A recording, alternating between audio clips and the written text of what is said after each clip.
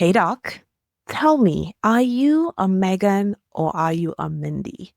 I am talking about Meghan, the Duchess of Sussex's special on Netflix, With Love, Meghan. So I watched it maybe like a couple weeks ago for the first time.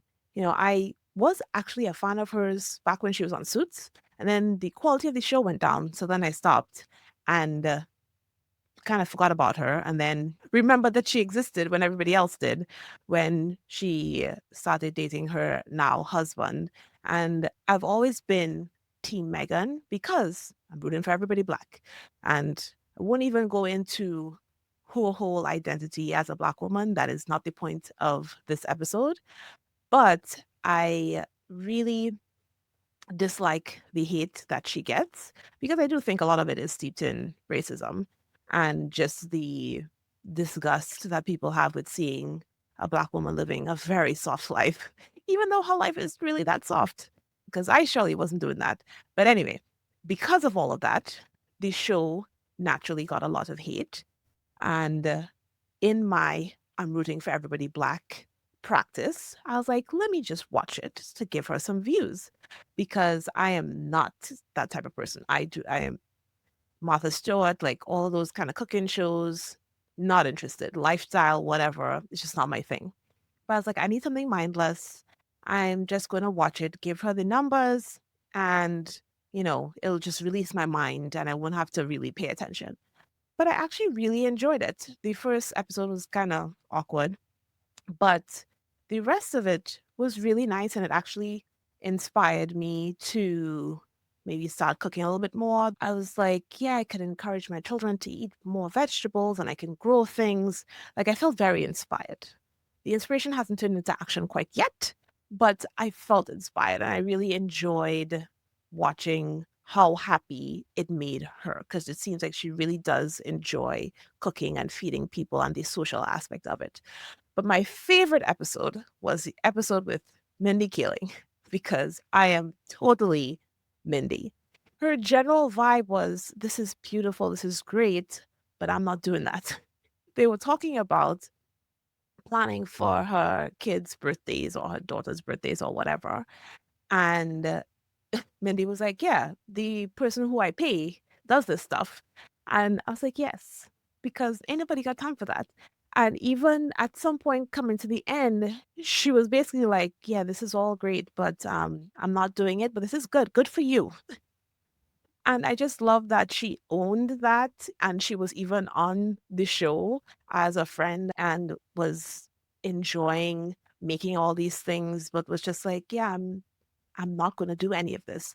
That kind of honesty and knowledge of thyself is something I really respect and related to. And I think it should be aspirational because I know there are a lot of people who are also like, I'm not doing any of this, but they feel bad. They feel pressured to. And they feel like they're a bad mother if they don't. And, they look at people like Meghan and be like, oh my gosh, I should be doing XYZ. And not in an inspirational way, like how I felt when I watched, but in a I feel like a terrible person type of way. And I really think that whoever you are, if you're a Megan or if you're a Mindy, just own it and don't impose it on other people. One thing that I didn't like a little bit was I got a vibe from Megan that, everybody should be doing this. It's not that hard. It's easy. Just do a little bit of it. And, it's her show and it's her belief that it's easy and good for your family and all of those things may be true. However, that is heading in a direction, I feel, to make other moms feel bad. It's giving a little bit of mom shaming, and that is not my cup of tea. It's not something that I really like. However, if you're like, this is what I think is important, this is what I enjoy, this is my love language, this is what I want to do for my family, do it. Be a Megan, right? And if it brings you joy, it's not something to outsource because you could see when you watch that show, it brings her joy. It's just not something that brings me joy at all, at all. And if it is something that brings you joy, making sure that you have the room, the breath to be able to enjoy those things with your family. And you had to know I was coming back here. Outsourcing the other things that you have to do to make sure that you have the time and the energy to do these things. Because if you are so over leveraged, so overwhelmed that you don't have time for anything, even something that brings you this much joy, that feels so good, that is your love language, can feel like just one other thing to do, one other piece of yourself that you're not able to tend to.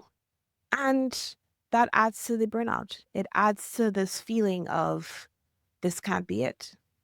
Like, I need more. I just can't wait until I feel better. Like, I don't feel like myself. When you deny that type of fulfillment, that type of enjoyment of motherhood and of life, you end up feeling blah. That's a perfect word. And you know what else I loved? When you talk about owning who you are and your identity and being firm about it and confident, is when she corrected Mindy Kaling when she called her Meghan Markle. I just thought that was so wonderful because she didn't do it in a bad way. She didn't make her feel bad. She was just like, you're saying Meghan Markle, but it's Sussex now. And she talked about how important it was to her to have the same last name as her kids. And I love that. I love that she didn't let it slide. It didn't matter that they were recording. She obviously didn't ask them to edit it out, but it was just like, well, no, this is not my name anymore, right? I have this new identity, one that I am proud of, and one that I deserve after all the bullshit that I went through. She didn't say that, but I'm adding that in. Her identity is as a wife, as a mother. It is clear that this is part of her identity. And yeah, she's going to correct you. And I just found that was so refreshing and so wonderful because a lot of people would just not correct somebody when they call them the wrong name or they pronounce the name incorrectly or feel bad about it. Or you could look at it and say, oh, well, that was your name. That is your name. It's not a big deal. But no, it's important to her.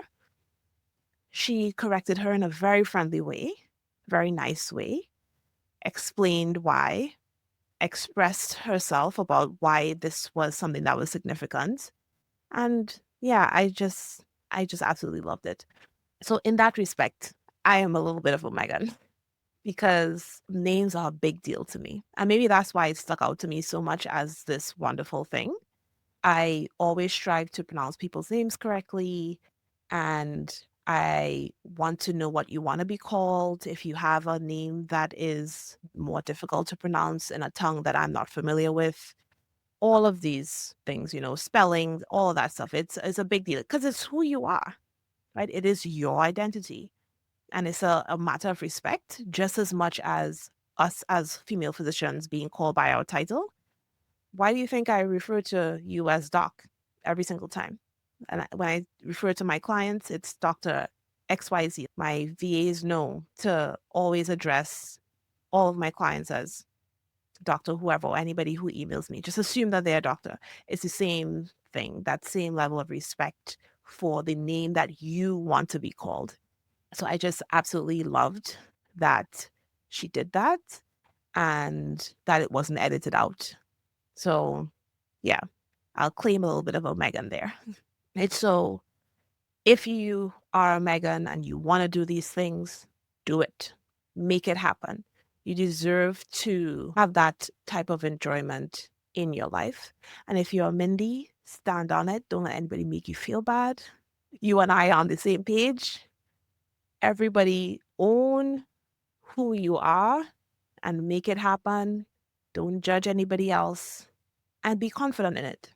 That that's it, right? And if you haven't watched the show, go and watch it. Give her some numbers. It's a very nice, relaxing show to watch. And it's at a beautiful set. That's another thing that I enjoyed, that it was no pretending that this was not a set, right? She said, this is not my house. She said, when I came to set, they showed the camera people and the crew and she fed them. That's what I really liked that about it. It seemed like her, that she was in her element And it was just this friendly, good place to come and do something that she loved and shared with other people. So that part was nice. So I recommend that you go watch it. It's on Netflix. It's coming back for a second season. Good for her. She deserves some joy after everything that she has been through, and she deserves some unconditional support, which I am happy to give her. Right? Because lots of people have support that they don't quote unquote deserve. So I'm happy to give her that. And I encourage you, even if you don't support her, just go watch it. It's nice. You know, go roast some tomatoes on the vine. You might get inspired. So let me know if you go watch it. I want to know if you enjoyed it, if you felt inspired, and if you are a Megan or if you are a Mindy. Remember, there's no judgment, just owning who you are. Right? So share this episode with another physician mom who needs to own whether she's doing all the cooking and decorating or if she's paying somebody to do it, who just needs to feel confident in her decision and who she is. Make sure you leave a 5-star review on Apple Podcasts, a 5-star rating everywhere else. And don't forget to subscribe, follow on the socials, do all the things. And I will see you on the next episode of Stethoscopes and Strollers.